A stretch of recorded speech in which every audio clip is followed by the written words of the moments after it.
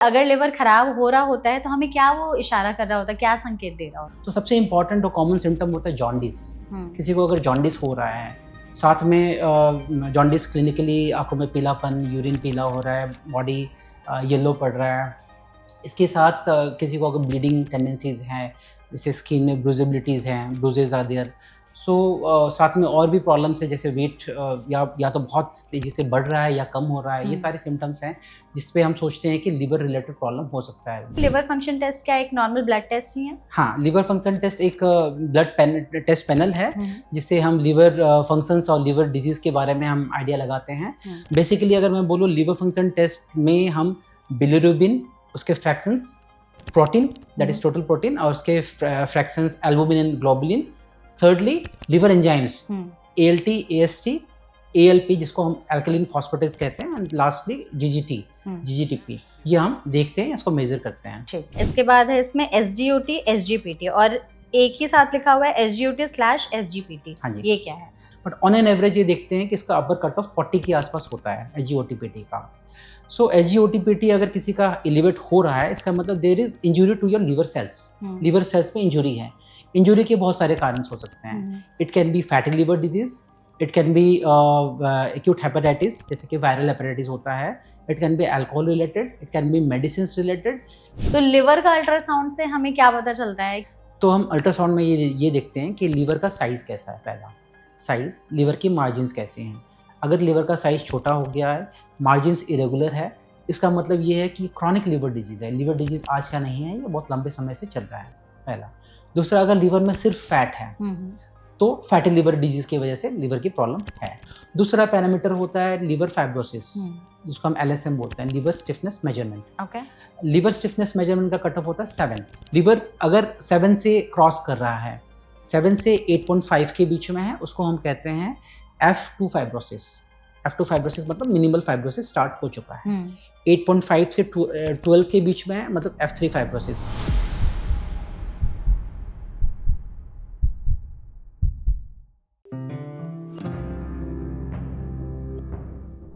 आज के समय में हम सब अपनी हेल्थ को लेकर के बहुत ज़्यादा अवेयर हो चुके हैं। एनुअल हेल्थ चेकअप्स का ट्रेंड भी काफ़ी ज़्यादा बढ़ा है, तो हम बहुत सारे ऐसे हेल्थ पैकेजेस ऑप्ट करते हैं जिसमें हम साल या 2 साल में एक बार अपना पूरा फुल बॉडी चेकअप करा लेते हैं, जिसमें लिवर को लेकर के भी लोगों के जो दिमाग में अवेयरनेस है बढ़ गई है। तो ऐसे में एक जो सबसे कॉमन टेस्ट है लिवर का, जो सबसे फेमस टेस्ट है, that is liver function test. LFT हर कोई करा लेता है, लेकिन कराने के बाद एक्चुअली होता क्या है ये किसी को नहीं पता। कि टेस्ट तो करा लिया, रिपोर्ट हाथ में आ गए, अब समझे कैसे कि लिवर सही है कि नहीं है, क्या पैरामीटर्स डिरेंज है क्या नहीं है, कौन सी वैल्यूज बढ़ी हैं नहीं बढ़ी हैं, उससे हम कैसे पता लगा सकते हैं कि हमारा जो लिवर है एक्चुअली हेल्दी है कि नहीं है। जैसे कि हम सब जानते हैं कि लिवर की बीमारियां कितनी तेजी से इंडिया में बढ़ रही हैं। फैटी लिवर अगर बहुत सारी स्टडीज में पाया गया है कि अगर चेक कराया जाए तो हर चौथे में से एक इंसान में फैटी लिवर तो निकलेगा ही, ग्रेड 1 का तो हो ही सकता है, जिसकी वजह से आगे चल करके आपको और भी लिवर रिलेटेड बीमारियों का जो खतरा है वो बढ़ सकता है। इसीलिए जरूरी है समय रहते अपना हेल्थ चेकअप कराना। हेल्थ चेकअप करा लिया तो जो टेस्ट के रिपोर्ट्स आ रहे हैं उसको अच्छे से जानना समझना। इसीलिए हमने भी इस सेशन को ऑर्गेनाइज किया है, जिसमें आज हम लिवर के हर एक टेस्ट के बारे में बहुत ही डिटेल से आपको सारी जानकारी पहुंचाने की कोशिश करेंगे, जिसके लिए हमारे साथ इस सेशन में एक बहुत ही स्पेशल एक्सपर्ट मौजूद है। हमारे साथ है डॉक्टर पंकज, जो कि डायरेक्टर हैं हेपेटोलॉजी और एंडोस्कोपी, इसके अलावा गैस्ट्रोएंटरोलॉजी डिपार्टमेंट मैक्स हॉस्पिटल्स में। तो डॉक्टर, सबसे पहले तो इस सेशन में आपका बहुत बहुत स्वागत है। Thank you Megha ji. Thank you so much doctor हमारे साथ जुड़ने के लिए, और हम कोशिश करेंगे आपके जरिए हमारी ऑडियंस तक इस सेशन में जो भी हम बातचीत करेंगे वो बेहद आसान भाषा में उनको पहुंचा सके, बता सके। जी मेघा जी। तो सबसे पहले डॉक्टर, हम यही चाहते हैं कि एक बार आप पहले यही बताइए कि हमारे लिवर का काम क्या है एक्चुअली, और क्यों ये इतना अंडररेटेड और इग्नोर्ड ऑर्गन है। लिवर हमारे पूरे बॉडी में जो मेजर ऑर्गन्स होते हैं उसमें एक बहुत ही इम्पॉर्टेंट ऑर्गन है। लिवर का जो सबसे इम्पॉर्टेंट फंक्शन है वो डाइजेशन से रिलेटेड सिंथेसिस के लिए यूज़ होता है। उसमें बहुत सारे कंपोनेंट्स होते हैं, जैसे प्रोटीन हमारे बॉडी के जो मसल मास है उसको बिल्डअप करता है। उसके अलावा बहुत सारे और प्रोटीन्स के रोल है बॉडी में, मेटाबॉलिक रोल्स होता है। इसके अलावा उसमें बहुत सारे एंजाइम्स होते हैं जो डाइजेस्टिव फंक्शंस को रेगुलेट करते हैं और कंट्रोल करते हैं। एक तरह से अगर ये देखा जाए तो ये एक पावर हाउस है बॉडी का, जो सारे इंटरनल ऑर्गन्स को कोऑर्डिनेट करता है एक तरह से। ठीक है। तो अगर जैसे बोला जाता है कि लिवर के 500 से ज्यादा फंक्शंस होते हैं, अगर हमें कुछ ऐसे स्पेसिफिक फंक्शंस जानने हो कि लिवर ये करता है हमारी बॉडी में, अगर हमने इसको ज्यादा परेशान किया तो ये चीजें अफेक्ट हो सकती हैं। सबसे इम्पॉर्टेंट है, जैसे मैंने बताया, डाइजेस्टिव। लिवर डाइजेस्टिव फंक्शन में बड़ा इंपॉर्टेंट रोल प्ले करता है। Second, metabolic. बहुत सारे ऐसे प्रोडक्ट्स होते हैं बॉडी के अंदर जो बनते हैं और लिवर में आते हैं, लिवर उसको डिटॉक्सिफाई करता है। तीसरा होता है कोगुलोपैथी, मतलब जो ब्लड में हमारे कोगुलोपैथी, मतलब जो ब्लड क्लोटिंग पैरामीटर्स होते हैं वो लिवर में सिंथेसिस होता है। इसके अलावा भी लिवर में और भी इम्पोर्टेंट रोल्स होता है, जैसे बॉडी फंक्शंस को रेगुलेट करना, वेट को बैलेंस करना, फैट एंड कार्बोहाइड्रेट मेटाबॉलिज्म में इंपॉर्टेंट रोल प्ले करता है लिवर। ठीक है। तो इतने सारे जब फंक्शंस लिवर कर रहा होता है तो हम ऐसी गलतियां क्या करते हैं कि लिवर जो है हमारा इतना परेशान हो जाता है कि ये सारी चीजें हैम्पर हो जाती हैं? सबसे इम्पोर्टेंट गलती जो हम करते हैं वो हमारा लाइफस्टाइल है। हम एक रेगुलेटेड या वेल बैलेंस्ड लाइफस्टाइल नहीं फॉलो करते हैं, जिसके वजह से लिवर में बहुत सारे ऐसे problems over period of time develop होता है। सबसे इम्पोर्टेंट बेसिक गलती जो होती है हमारे डाइटरी पैटर्न है। डाइटरी पैटर्न, जैसे मैं अगर कहूँ कि डाइट में हम क्या कंज्यूम कर रहे हैं, मोस्टली अगर हम एक कार्बोहाइड्रेट बेस्ड या फैट बेस्ड डाइट कंज्यूम कर रहे हैं तो उससे लिवर में फैट एक्यूमुलेट होने के चांसेस बढ़ जाते हैं। मैं सिंपल एक्सप्लेन ये करना चाहूँगा कि कार्बोहाइड्रेट डाइट जब हम कंज्यूम करते हैं तो बॉडी के अंदर एक्सेस एनर्जी आती है। एनर्जी जो हमारी बॉडी यूटिलाइज करती है अपने मेटाबॉलिक रोल के लिए, उसके बाद जो एक्सेस एनर्जी होती है वो लिवर में in the form of fat store हो जाता है। वैसे अगर हम ज़्यादा फैट कंज्यूम कर रहे हैं तो फैट भी लिवर में एक्सेस फैट स्टोर हो जाता है। Over a period of time liver में ये जो फैट स्टोर हो रहा होता है, ये लिवर में हम जैसे अल्ट्रासाउंड कराते हैं तो फैटी लिवर के हिसाब से ये रिफ्लेक्ट होता है। बट लिवर की अपनी एक कैपेसिटी होती है लिवर फैट को स्टोर करने के लिए। एक लिमिट के बाद जब ये फैट स्टोरेज लिवर के कैपेसिटी को क्रॉस करता है तो लिवर सिम्टम्स जनरेट करता है। सिम्टम्स क्लिनिकल हो सकता है, सब क्लिनिकल हो सकता है। सब क्लिनिकल सिम्टम्स हम रूटीन ब्लड चेकअप या लिवर फंक्शन टेस्ट या अल्ट्रासाउंड टेस्ट में पिकअप कर सकते हैं। आपने सिम्टम्स की बात की, तो टेस्ट पर आए उससे पहले प्लीज हमें सिम्टम्स बता दीजिए कि अगर लिवर खराब हो रहा होता है तो हमें क्या वो इशारा कर रहा होता है, क्या संकेत दे रहा होता है? हाँ जी मैम, लिवर के सिम्टम्स स्पेसिफिक हो सकते हैं, नॉन स्पेसिफिक हो सकते हैं। कभी कभी लिवर के प्रॉब्लम साइलेंट होता है, इसलिए हम लिवर डिजीज को एक साइलेंट डिजीज के हिसाब से भी मानते हैं। बहुत बार ऐसा होता है कि लिवर की डिजीज अंदर अंदर प्रोग्रेस कर रही होती है और साइलेंटली प्रोग्रेस कर रही होती है। Individual looks very healthy, but हम जब रूटीन टेस्ट करते हैं, या जैसे आपने बताया कि लिवर फंक्शन टेस्ट कराया, हमने रूटीन ब्लड चेकअप कराया, तो उसमें ये देखा जाता है कि SGO-OTPT बिलिरुबिन लेवल हाई है इनका। अब वो इंसिडेंटल पिकअप होता है। सो लिवर के सिम्टम्स बहुत बार साइलेंट हो सकता है, साइलेंट एंड प्रोग्रेसिव। जो सिम्टोमेटिक इंडिविजुअल्स होते हैं उनमें कुछ स्पेसिफिक सिम्टम्स होते हैं, कुछ नॉन स्पेसिफिक सिम्टम्स होते हैं। नॉन स्पेसिफिक सिम्टम्स जैसे fatigue, weakness, lethargy, weight loss, ये सारे नॉन स्पेसिफिक सिम्टम्स हो सकते हैं। स्पेसिफिक सिम्टम्स की अगर मैं बात करूं तो सबसे इंपॉर्टेंट और कॉमन सिम्टम होता है जॉन्डिस। किसी को अगर जॉन्डिस हो रहा है, साथ में जॉन्डिस क्लिनिकली आंखों में पीलापन, यूरिन पीला हो रहा है, बॉडी येलो पड़ रहा है, इसके साथ किसी को अगर ब्लीडिंग टेंडेंसीज हैं, जैसे स्किन में ब्रूजेबिलिटीज़ हैं, ब्रूजेज आर देयर। साथ में और भी प्रॉब्लम्स है, जैसे वेट या तो बहुत तेज़ी से बढ़ रहा है या कम हो रहा है। ये सारे सिम्टम्स हैं जिसपे हम सोचते हैं कि लिवर रिलेटेड प्रॉब्लम हो सकता है। ठीक है। तो ये अगर ये किसी को लक्षण दिखाई दे रहे हैं तो कई बार लोग खुद से ही चले जाते हैं LFT कराने के लिए कि शायद हमारा कुछ लिवर रिलेटेड दिक्कत तो नहीं है। खुद से लिवर फंक्शन टेस्ट कराना एडवाइजेबल है कि एक बार डॉक्टर से कंसल्ट कर लेना चाहिए? नहीं, इसमें जैसे सजेस्ट किया जाता है कि आप routine health checkup time to time कराना चाहिए। आज की जिस तरह से हम ज़िंदगी व्यतीत कर रहे हैं आज के बिजी लाइफ में, इट इज़ एडवाइजेबल कि at least anyone who is less than 40 to 50 years साल में एक बार कंप्लीट हेल्थ चेकअप होना चाहिए। अगर हम कंप्लीट हेल्थ चेकअप कर रहे हैं तो लिवर फंक्शन टेस्ट उसमें इंक्लूडेड होता है। रूटीन हेल्थ चेकअप के लिए जरूरी नहीं है कि आप डॉक्टर्स के पास जाएं एंड ओपिनियन लें। आप रूटीन हेल्थ चेकअप अपने से करा सकते हो, एंड रूटीन हेल्थ चेकअप में हमेशा लिवर फंक्शन टेस्ट इंक्लूडेड होता है।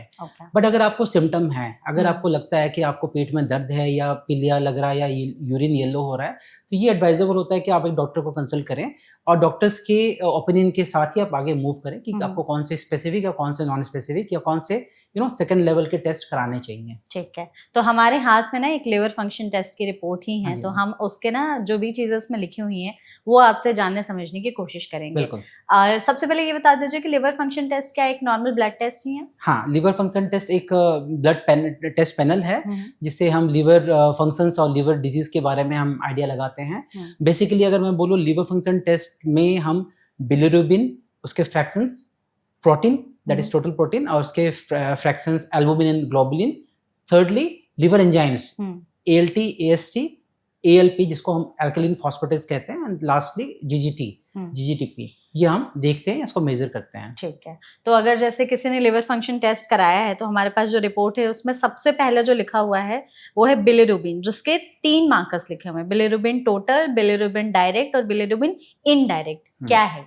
जैसे आपने बताया बिलिरुबिन एक पिगमेंट है जो रेड ब्लड सेल्स RBC के ब्रेकडाउन से बनता है, और ये लीवर इसको प्रोसेस करता है। तो बिलिरुबिन अगर किसी का हाई आ रहा है तो उसका मतलब ये है कि RBCs ब्रेकडाउन हुए हैं और लीवर इसको प्रोसेस कर रहा है। तो इसके दोनों रीजंस हो सकते हैं, या तो प्रॉब्लम RBC ब्रेकडाउन के लेवल पे है या लीवर के प्रोसेसिंग के लेवल पे है। सो नेक्स्ट आपने बताया 2 फ्रैक्शंस हैं, डायरेक्ट और इनडायरेक्ट। अगर direct bilirubin level, total bilirubin बढ़ा हुआ है, आपने फ्रैक्शंस देखा कि डायरेक्ट उसमें प्रीडोमिनेंट है, तो इसका मतलब ये है कि लीवर में प्रॉब्लम है, तो लीवर की इंट्रिंसिक प्रॉब्लम है। बट अगर डायरेक्ट नॉर्मल है और इनडायरेक्ट वैल्यू हाई है, दोनों कंपोनेंट्स में से, इसका मतलब ब्रेकडाउन के लेवल पे, यानी कि हीमोलाइसिस जिसको हम मेडिकल टर्म में बोलते हैं, या RBCs के लेवल पर ब्रेकडाउन ज्यादा हो रहा है, वो प्रॉब्लम हो सकता है। तो हम इन दोनों फ्रैक्शंस डायरेक्ट इनडायरेक्ट से ये अंदाजा लगाते हैं कि लीवर प्राइमरीली इन्वॉल्व है या नॉन लीवर कॉज बिलिरुबिन के इंक्रीमेंट के लिए रेस्पॉन्सिबल है। तो अगर जैसे बिलिरुबिन है जिसमें टोटल, डायरेक्ट और इनडायरेक्ट है, अगर इनमें से कोई भी एक पैरामीटर बढ़े हैं या घटे हैं तो इससे हमें क्या पता चलता है, और वैल्यूज क्या होती हैं कि कौन सा नॉर्मल रेंज है? मैम, जैसे हम बिलिरुबिन का नॉर्मल रेंज यूजुअली 1.2 तक मैक्सिमम होता है। इसमें predominantly indirect fraction towards the higher side 0.9 तक इनडायरेक्ट होता है, and direct can vary from 0.3 to 0.8 के आसपास वेरी कर सकता है। तो इसमें अगर डायरेक्ट हाई है, टोटल बिलिरुबिन तो बढ़ेगा ही, उसमें डायरेक्ट अगर प्रीडोमिनेंट है, सपोज टोटल बिलिरुबिन आपका 3 है और उसमें 2 डायरेक्ट है एंड इनडायरेक्ट 1 से कम है, इसका मतलब liver is the problem. But अगर आपका डायरेक्ट टोटल बिलिरुबिन 3 है और डायरेक्ट फ्रैक्शन आपका 0.5 है, इनडायरेक्ट फ्रैक्शन 2.5 है, इसका मतलब जैसे मैंने बताया कि हीमोलाइसिस यानी कि रेड ब्लड सेल्स के ब्रेकडाउन की वजह से भी ये हो सकता है। ओके, और अगर किसी का इनडायरेक्ट बढ़ा हुआ है, सब तो सिर्फ इनडायरेक्ट बढ़ा हुआ है तो वही हीमोलाइटिक डिसऑर्डर, या दूसरा एक जेनेटिक प्रॉब्लम है जिसको हम गिलबर्ट सिंड्रोम कहते हैं, वो हो सकता है। ये 2 मोस्ट कॉमन कॉजेज ये है। इसके अलावा और भी कुछ कॉजेज हो सकते हैं। हीमोलाइटिक डिसऑर्डर्स के बहुत बड़े लिस्ट है, इसमें मतलब RBCs टूटने के जेनेटिक कॉजेज, मेडिकल या ड्रग रिलेटेड कॉजेज भी हो सकते हैं। ठीक है, तो ये बिलिरुबिन का आपने बताया। इसमें उसके बाद है प्रोटीन टोटल। हाँ जी। प्रोटीन टोटल का क्या रोल है जो हम लोग लिवर फंक्शन टेस्ट कराते हैं? हाँ, प्रोटीन लीवर के सिंथेटिक फंक्शन को डिनोट करता है। जैसे कि मैंने बताया कि लीवर का सिंथेटिक एंड मेटाबॉलिक फंक्शन है, तो प्रोटीन उसका सरोगेट मार्कर है जो हम मेजर करते हैं। प्रोटीन के 2 फ्रैक्शंस होते हैं, एल्बुमिन एंड ग्लोबुलिन। उसमें एल्बुमिन ज़्यादा इंपॉर्टेंट है क्योंकि एल्बुमिन हम हर जगह हम बात करते हैं ना, एल्बुमिन रिच डाइट या एल्बुमिन कि एल्बुमिन कंटेंट कितना है, फैट कितना है। तो एल्बुमिन इज़ वेरी इंपॉर्टेंट क्योंकि वो हमारे बॉडी मेटाबॉलिज्म को ही नहीं बट मसल स्ट्रेंथ को भी डिसाइड करता है या बताता है उसके बारे में। और एल्बुमिन हमारे लिवर के हेल्थ के लिए एक इम्पॉर्टेंट सरोगेट मार्कर है। एल्बुमिन के लेवल से हमें पता चलता है कि लीवर की डिजीज पहले तो है या नहीं है, अगर है तो एक्यूट है या क्रॉनिक है। पहला, क्योंकि एक्यूट लीवर प्रॉब्लम में एल्बुमिन का लेवल नॉर्मल रह सकता है, बट अगर लीवर की प्रॉब्लम क्रॉनिक है यानी कि क्रॉनिक लीवर डिजीज या लीवर सिरोसिस है तो उसमें एल्बुमिन का लेवल ग्रेजुअली फॉल करता है। सेकंड पैरामीटर होता है ग्लोबुलिन एक इम्यून मीडिएटेड इम्यून रिएक्टिविटी का मार्कर है, जो कि यूजुअली ग्लोबुलिन का वैल्यू एल्बुमिन से कम होता है। टोटल प्रोटीन जैसे अगर हम बताते हैं कि 6 to 8 है, तो उसमें हमारा जो एल्बुमिन फ्रैक्शन होता है वो होता है 3.5 to 5 और ग्लोबुलिन होता है 2 to 3.5। सो अगर ग्लोबुलिन अगर किसी का हाई है, इसका मतलब there is some immune reactivity in the body, जो एक कंडीशन है autoimmune liver disease. So autoimmune liver disease में ग्लोबुलिन का फ्रैक्शन हाई हो जाता है एल्बुमिन से ज्यादा इंक्रीज हो जाता है। ओके, ठीक है। तो एल्ब्यूमिन और ग्लोबुलिन ये आपने बताया, इसके बाद है इसमें SGOT, SGPT और एक ही साथ लिखा हुआ है SGOT/SGPT, हाँ जी, ये क्या है? ये SGOT SGPT लीवर के एंजाइम्स हैं। दोनों एंजाइम्स बहुत इंपॉर्टेंट हैं और ये बहुत बार हम लीवर टेस्ट कराते हैं और स्पेशली हम देखते हैं कि SGOT-PT का लेवल बढ़ा हुआ है। तो ये इंपॉर्टेंट एंजाइम्स है जो हमारे लीवर फंक्शन को डिसाइड करता है। इसके वैल्यूज बहुत इंपॉर्टेंट होते हैं हमारे लिए और इसके elevation is also important. Mostly ज़्यादातर लैब्स में ये वेरिएबिलिटी हो सकती है इसके स्टैंडर्ड वैल्यू को लेके, बट ऑन एन एवरेज ये देखते हैं कि इसका अपर कट ऑफ 40 के आसपास होता है SGOT-PT का। सो SGOT-PT अगर किसी का एलिवेट हो रहा है, इसका मतलब there is injury to your liver cells, liver cells में इंजुरी है। इंजुरी के बहुत सारे कारण हो सकते हैं। It can be fatty liver disease, it can be acute hepatitis जैसे कि वायरल हेपेटाइटिस होता है, it can be alcohol related, it can be medicine related, and sometimes it can be because of obesity, thyroid related problems also. So SGOT-PT के elevations very करता है जैसे मैंने बताया। अब आया सेकेंड रेशियो। SGPT और SGOT का रेशियो इंपॉर्टेंट इसलिए होता है कि हम इससे ये डिसाइड कर सकते हैं कि ये डिजीज किस पैटर्न का है। जैसे fatty liver disease for example, fatty liver disease is a predominantly liver based disease. उसमें अगर हम रेशियो देखें तो ALT AST ratio is more than 1, normal ratio इतना ही ऐसे ही डिनोट होता है।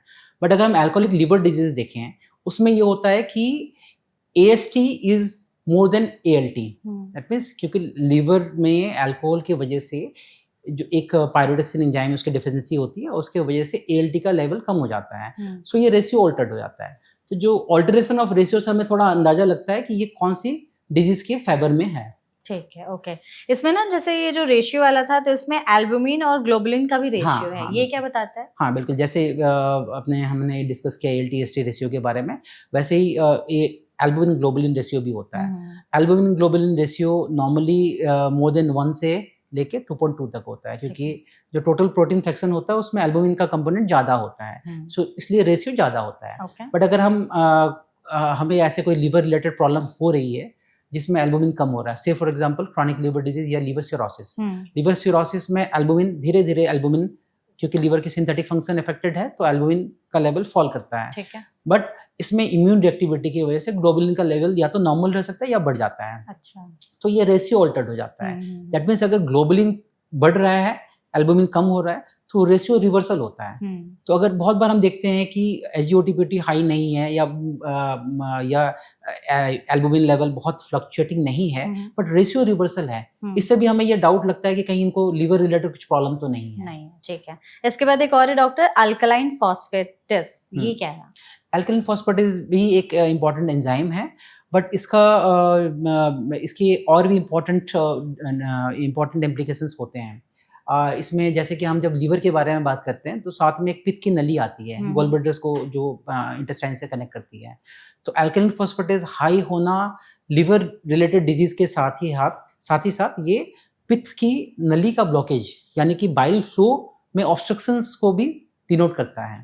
सो अगर अल्कलाइन फॉस्फेटेस का वैल्यू अगर हाई है तो इस पेशेंट को लिवर रिलेटेड प्रॉब्लम के अलावा या सिर्फ पित्त की नली का ब्लॉकेज भी हो सकता है, जैसे कि स्टोन आना, पित्त की नली में कोई स्टोन फंस गया या सिकुड़ापन हो गया, स्ट्रक्चर बन गया, या कोई ट्यूमर है पित्त की नली को ब्लॉक कर रहा है। उस केस में अल्कलाइन फॉस्फेटेस का लेवल बाकी एंजाइम से ज्यादा होगा। अच्छा। मतलब अगर हम कंपेयर करें, ALP will be higher than SGOT-PT। Okay. अगर प्रेडोमिनेंटली लिवर प्रॉब्लम है तो उसमें SGOT-PT will be higher than ALP। So ये ऐसे डिसाइड होता है। बट इसमें ये भी है कि अल्कलाइन फॉस्फेटेस लिवर के अलावा बोन से भी रिलीज होता है। सो ALP लिवर से तो हो ही सकता है, ये ग्रोइंग एज में, जैसे छोटे बच्चे हैं, चिल्ड्रंस हैं लेस देन 12-13 ईयर्स, इनमें अगर आप इनका लिवर फंक्शन टेस्ट देखो तो इनका ALP लेवल थोड़ा हाई हो सकता है, क्योंकि वो ग्रोइंग एज है। बोन ग्रोथ की वजह से भी ALP लेवल हाई हो सकता है। ठीक है। लास्ट है GGT, ये क्या है? हाँ मैम, अब ये जैसे मैंने बताया कि ALP लिवर रिलेटेड प्रॉब्लम्स में भी बढ़ सकता है और ग्रोइंग एज में बोन्स की वजह से भी बढ़ सकता है। तो GGTP हमें ये हेल्प करता है सर्टन करने के लिए कि ये ALP एलिवेशन ये लिवर की वजह से है या कोई एक्स्ट्रा हेपेटिक कॉज की वजह से है। सपोजिटली ALP बढ़ा हुआ है, साथ में GGTP भी बढ़ा हुआ है, इसका मतलब liver is the cause. Right. अगर ALP बढ़ा हुआ है, GGTP नॉर्मल है, that means extra hepatic cause हो सकता है ALP एलिवेशन का।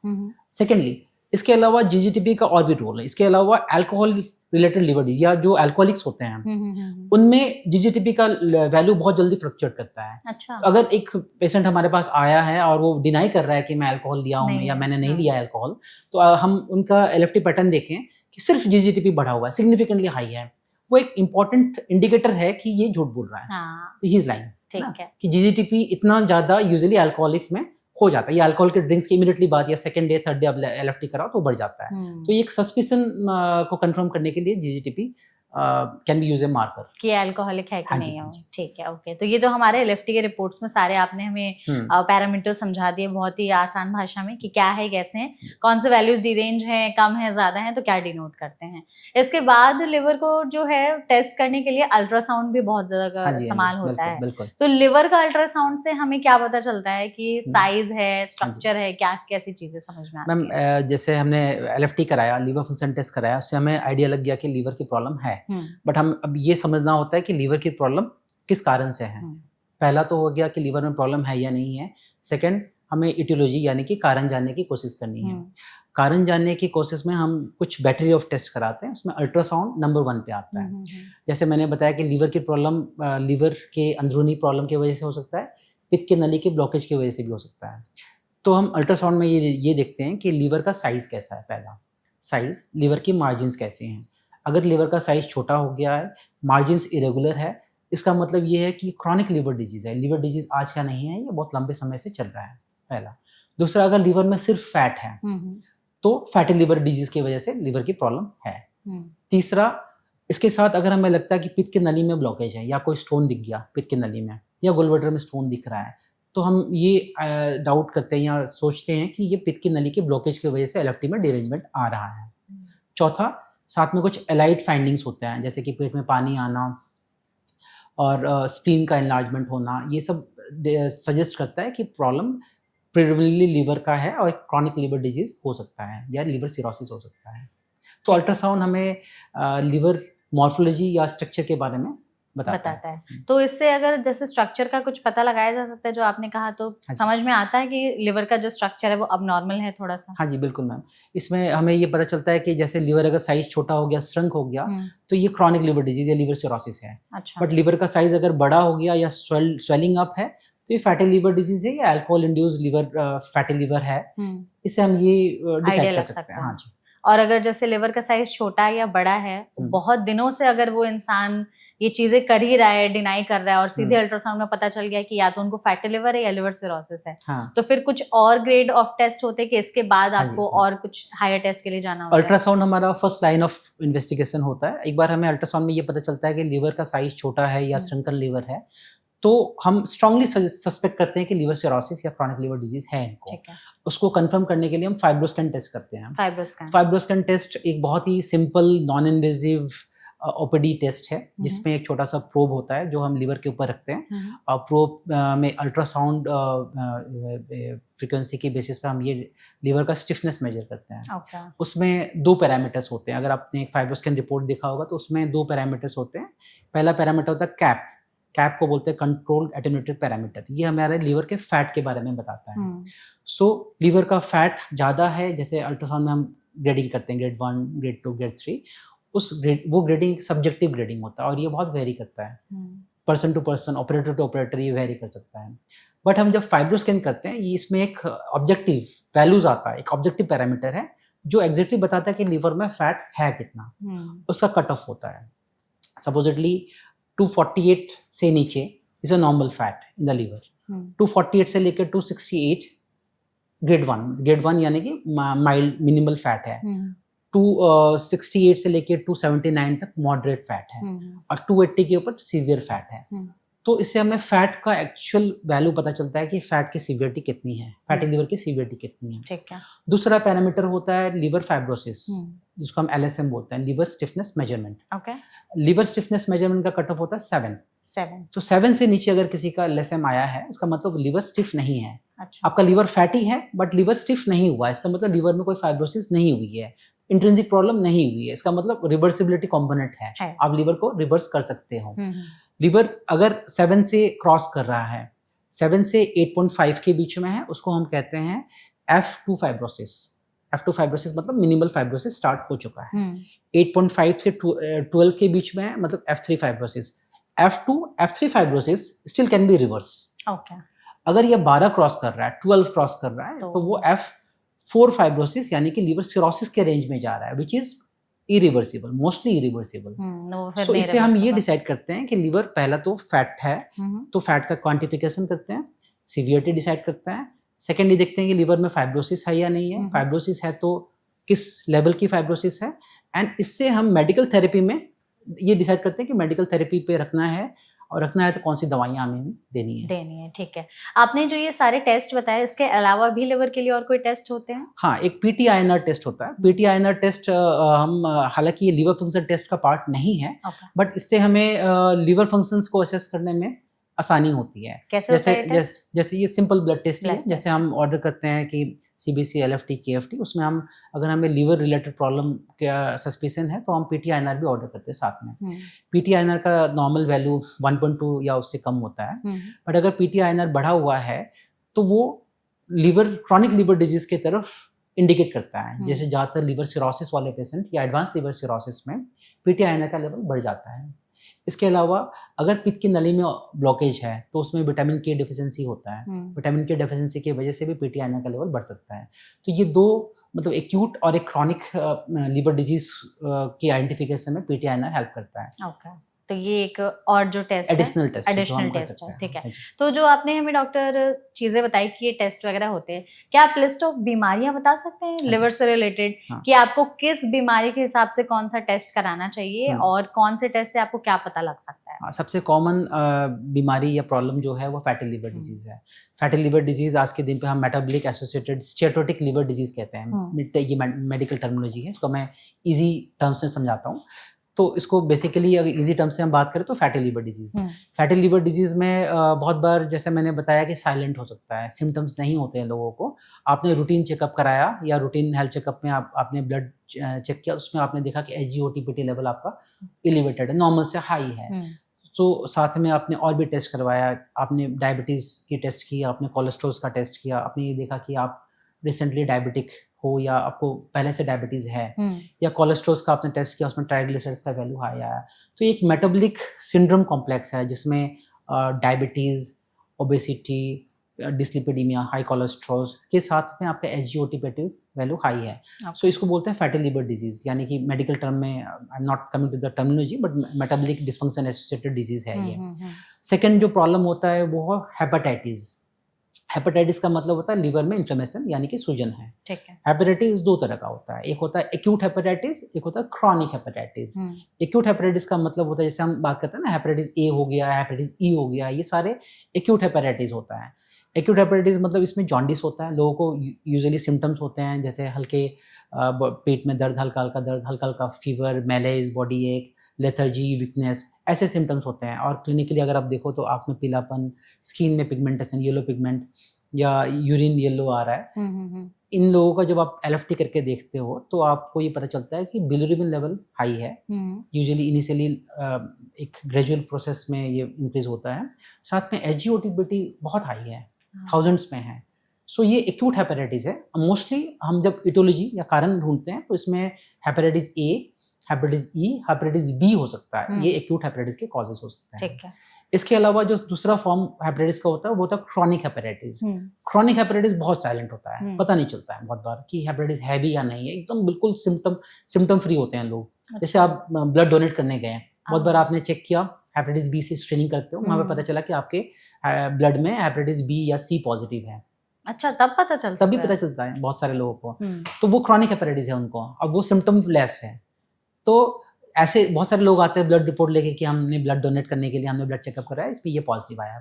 तब हम उनका इवैल्यूएट करते हैं कि हेपेटाइटिस B अगर है तो उसका DNA वैल्यू कितना है, हेपेटाइटिस C है तो RNA वैल्यू कितना है। तो ये भी क्रॉनिक हेपेटाइटिस है जो साइलेंट एसिम्प्टोमेटिक हो सकता है और इंसिडेंटली पिकअप होता है। ठीक है।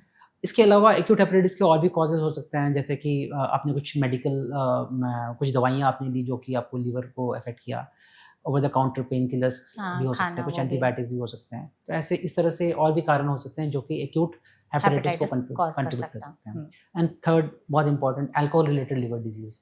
अल्कोहलिक्स में alcohol related liver disease can be there. उसके भी अपने स्टेजेस होते हैं, जैसे alcohol related fatty liver disease, alcoholic hepatitis and alcohol related cirrhosis. ठीक है। तो ये इंपॉर्टेंट कॉजेज हैं। ये जो आपने सारे हमें कॉजेज बताया और टेस्ट वगैरह की हम लोगों ने बात की, अब अगर कोई हमारे ऑडियंस इस वीडियो को देख रही हैं, उनकी भी LFT ACD रेंज है, वो चाहते हैं कि हमने जो लिवर फंक्शन टेस्ट कराया है उसके रिपोर्ट्स को हम फिर से इम्प्रूव कैसे कर सकते हैं, बेटर कैसे कर सकते हैं, कि अगर 6 महीने बाद हमने टेस्ट कराया है, 1 साल बाद, तो हमारे सारे वैल्यूज जो हैं वो नॉर्मल हो जाएं, तो उसके लिए आप उनको क्या एडवाइस करेंगे अपने लाइफस्टाइल में चेंजेस के लिए? हाँ जी, बिल्कुल। जैसे मैंने कॉजेज़ डिस्कस किया, तो सबसे इम्पोर्टेंट कॉज़ ये होता है कि हम कॉज़ जानें, किस कारण से ये एलिवेट हुआ है। मैं डिस्कस करता हूँ पहले फैटी लिवर डिजीज़ के बारे में। अगर ये फैटी लिवर डिजीज़ की वजह से एलिवेशन है, सो फिर मैंने जैसे बताया कि फाइब्रोस्कैन हम करते हैं ये जानने के लिए कि फैट कितना है, फाइब्रोसिस कितना है। अगर ये F2 F3 फाइब्रोसिस है, यानी कि लिवर सिरोसिस नहीं हुआ है, सिंपल फैटी लिवर डिजीज़ है, तो ये रिवर्स हो सकता है। बट रिवर्सिबिलिटी का सबसे इम्पॉर्टेंट रूल ये होता है कि you have to stick to very decent lifestyle में काफ़ी चेंजेस करने होंगे। जो सबसे इम्पॉर्टेंट और पहला लाइफस्टाइल चेंज होता है वो है वेट कंट्रोल या वेट रिडक्शन। वेट रिडक्शन का रूल ये होता है कि आपके अपने बॉडी वेट को 10% बेसलाइन बॉडी वेट से कम 10% रिवर्स करना है या 10% रिडक्शन करना है अगले 6 महीने में। अच्छा। 6 महीने में अगर आप अपने बॉडी वेट बेसलाइन, सपोज किसी का वेट 100 kg है, उसके लिए टारगेट होता है 10 kg body weight reduction over 6 months. 10% body weight reduction से ये देखा गया है कि आप लिवर फाइब्रोसिस को रिवर्स कर सकते हो या उसको डिक्रीज कर सकते हो, पहला। दूसरा, डाइट में कार्बोहाइड्रेट और फैट को कट डाउन करना है, प्रोटीन और फाइबर्स को बढ़ाना है। अब कार्बोहाइड्रेट फैट डाइट में जैसे मैं बात करूँगा कि शुगरी ड्रिंक्स या फिर फ्राइड फूड, जंक फूड, ये सारा हमें अवॉइड करना है। प्रोटीन डाइट बढ़ाना है, जैसे सोयाबीन, पनीर, टोफू, पल्सेस, ये सारे फूड्स आपको बढ़ाने हैं। फाइबर्स में green leafy vegetables, salads and fruits आपको इंक्रीज करना है। सो डाइटरी मॉडिफिकेशन बहुत इंपॉर्टेंट है, वेट रिडक्शन बहुत इंपॉर्टेंट है। Exercise, third is exercise. Exercise में जो गाइडलाइन सजेस्ट करती है वो ये है कि एटलीस्ट आपको 30 to 45 minutes of exercise every day, मतलब 5 days a week आपको करना चाहिए। या इसको अदर वे में हमें बताऊं तो 150 to 200 minutes in a week आपको एक्सरसाइज करनी है। एक्सरसाइज के 2 फॉर्म्स होते हैं, aerobic exercise and resistance training. अगर रेजिस्टेंस ट्रेनिंग जैसे हम जिम में जाके वेट उठा रहे हैं, लिफ्ट कर रहे हैं, वो रेजिस्टेंस ट्रेनिंग हो गया, वो भी कंट्रीब्यूट करता है, बट ज़्यादा इंपॉर्टेंट होता है अगर हम एरोबिक एक्सरसाइजेस कर रहे हैं, वॉकिंग, जॉगिंग, स्विमिंग, ये ज़्यादा इंपॉर्टेंट होता है, ज़्यादा कंट्रीब्यूट करता है। सो इसके अलावा ऑब्वियसली अल्कोहल और अदर रिस्क फैक्टर्स हमें अवॉइड करना चाहिए। ठीक है, तो ये सारी चीज़ों का ये फैटी लिवर के बारे में हो गया। वैसे ही वायरल हेपेटाइटिस के बारे में भी है कि एक्यूट है तो आपको डॉक्टर को कंसल्ट करें, मेडिसिन टाइमली लें। और एक्यूट हेपेटाइटिस विथ टाइम, जैसे कि 2-3 हफ्ते के अंदर या 1 महीने के अंदर धीरे धीरे मोस्टली रिजॉल्व कर जाते हैं अपने आप ही। क्रॉनिक हेपेटाइटिस है तो हम ये डिसाइड करना है कि इनको एंटीवायरल वायरस की दवाइयाँ देनी है या नहीं देनी है तो उसको आप रेगुलरली टाइम फ्रेम के साथ आप उसको कंज्यूम करेंगे, उससे क्रॉनिक हेपेटाइटिस में भी सुधार आ जाती है। जैसे कि आज के दिन में hepatitis C is totally treatable, hepatitis C का हम कंप्लीट क्योर कर सकते हैं। और अल्कोहल रिलेटेड लिवर डिजीज अगर है तो उसमें सबसे इंपॉर्टेंट होता है कि आपको अल्कोहल बंद करना है, पूरी तरह से आपको अवॉइड करना है, बंद करना है। उससे काफ़ी हद तक लिवर में सुधार आ जाएगा। साथ में सपोर्टिव केयर के साथ में आप उसको एक लिमिट तक रिवर्स कर सकते हो। बट अगर किसी को लिवर सिरोसिस ऑलरेडी हो चुका है तो रिवर्सिबिलिटी कंपोनेंट बहुत कम होती है उसमें। बट हाँ, इसमें भी dietary, lifestyle modification and medicine के साथ में हम कॉम्प्लिकेशंस को प्रिवेंट कर सकते हैं। ठीक है, तो ये सारी चीज़ें हेपेटाइटिस के लिए है। फैटी लिवर हेपेटाइटिस, इसके बाद जो जैसे लिवर में फाइब्रोसिस हो गया या फिर सिरोसिस, उसके लिए फिर क्या है? लिवर सिरोसिस में जैसे मैंने बताया कि लिवर सिरोसिस के भी 2 स्टेज होते हैं, compensated and decompensated. Compensated liver cirrhosis में कोई कॉम्प्लिकेशंस नहीं होते हैं, पेशेंट स्टेबल ही रहता है। उनको इन पेशेंट्स में हम यूजुअली जो अभी तक मैंने टेस्ट डिस्कस किया, इसके एडिशनली हम एक एंडोस्कोपी टेस्ट करते हैं। ये देखते हैं कि गले में कोई नसें सूज तो नहीं गई हैं। अगर ऐसे कोई नसें सूजी हुई हैं तो उसमें हम बैंड लाइगेशन करते हैं, छल्ले लगा के उसको प्रिवेंटिव, मतलब ब्लीडिंग को प्रिवेंट करने के लिए हम प्रोसेस करते हैं। इसके अलावा हम CT स्कैन टेस्ट भी कराते हैं लिवर में ट्यूमर दिखने के लिए कि लिवर सिरोसिस में लिवर कैंसर, लिवर ट्यूमर बनने के चांसेस होते हैं। इसके स्क्रीनिंग के लिए भी हम ये टेस्ट करते हैं। और उन पेशेंट्स को हम रेगुलर स्क्रीनिंग पे रखते हैं, regular dietary modifications and lifestyle changes समझाते हैं ताकि आगे होने वाले कॉम्प्लिकेशंस को हम अवॉइड कर सकें। 5 तरह के कॉम्प्लिकेशंस मोस्टली इन पेशेंट्स में हो सकते हैं। जैसे पहला, ब्लीडिंग। नसें सूज गई हैं, प्रेशर्स बढ़ गया बॉडी में, जो वेन्स होते हैं उसके अंदर, और गले के नस सूजने की वजह से ब्लीडिंग हो सकता है। ठीक है। पहला, उसमें ब्लीडिंग हो सकता है। दूसरा, जॉन्डिस आ सकता है। हम्म, तीसरा, पेट में पानी, जिसको हम एसाइटिस कहते हैं, वो हो सकता है। चौथा, किडनी की प्रॉब्लम आ सकती है इन पेशेंट्स को। पांचवा, किडनी की प्रॉब्लम के साथ में एनकेफेलोपैथी, गफलत, बहुत सारे पेशेंट्स को हेपेटिक एन्सेफेलोपैथी होती है। तो ये 5 कॉम्प्लिकेशंस हैं जो कि लिवर सिरोसिस वाले पेशेंट्स में हो सकते हो हैं। सकते हैं। हर एक कॉम्प्लिकेशंस का अपना एक ट्रीटमेंट प्रोटोकॉल होता है, जो कि हम किसी को अगर होता है तो उसको हम फॉलो करते हैं उसके ट्रीटमेंट के लिए। ठीक है, तो अगर किसी को लिवर से रिलेटेड इस तरह की दिक्कत है हम्म। तो अपने लाइफस्टाइल चेंजेस इस हिसाब से कर सकते हैं, और अगर उन्होंने टेस्ट कराया है, कुछ वैल्यूज डिरेंज है, तो आपने जैसे हमें बताया कि अगर ये चेंजेस करेंगे तो बहुत हद तक उसको बेटर किया जा सकता है। बेटर किया जा बट सकता एक बार जरूरी है कि डॉक्टर से कंसल्ट जरूर कर है। ले, बिल्कुल बिल्कुल क्योंकि I think patient to patient में डिपेंड करता है कि आपके लिए क्या एडवाइजेबल है, क्या नहीं है। बिल्कुल सही। परफेक्ट। तो आई थिंक इस सेशन में डॉक्टर हम लोगों ने जो बातचीत की है, आपने सच में बहुत इजी लैंग्वेज में हमें इतने टेक्निकल टर्म्स को बताया है कि एग्जैक्टली क्या कैसे है, किसके बारे में हम क्या समझें। हम चाहते बस जाते जाते आप एक बार समराइज करके बता दीजिए कि कुछ भी सिम्टम्स दिख रहे हैं तो पहला टेस्ट कौन सा कराएं, और उसके बाद किस हिसाब से टेस्ट बढ़ते रहते हैं। धन्यवाद। सबसे इम्पॉर्टेंट ये है कि हमें अपने हेल्थ के बारे में ध्यान रखना चाहिए और routine checkup time to time कराना चाहिए। अगर आपको सिम्टम है या नहीं है, बट आपको रूटीन हेल्थ चेकअप कराना चाहिए। एनुअल हेल्थ चेकअप तो कम से कम आपको कराना ही चाहिए। ठीक है। अगर एनुअल हेल्थ चेकअप में आपके कुछ रिपोर्ट्स पिकअप होते हैं या एलएफटी में कुछ चेंजेस हैं, तो आप एक डॉक्टर या स्पेशलिस्ट को कंसल्ट करें और उनके सजेशन के साथ में आप अपने टेस्ट को आगे बढ़ाएं।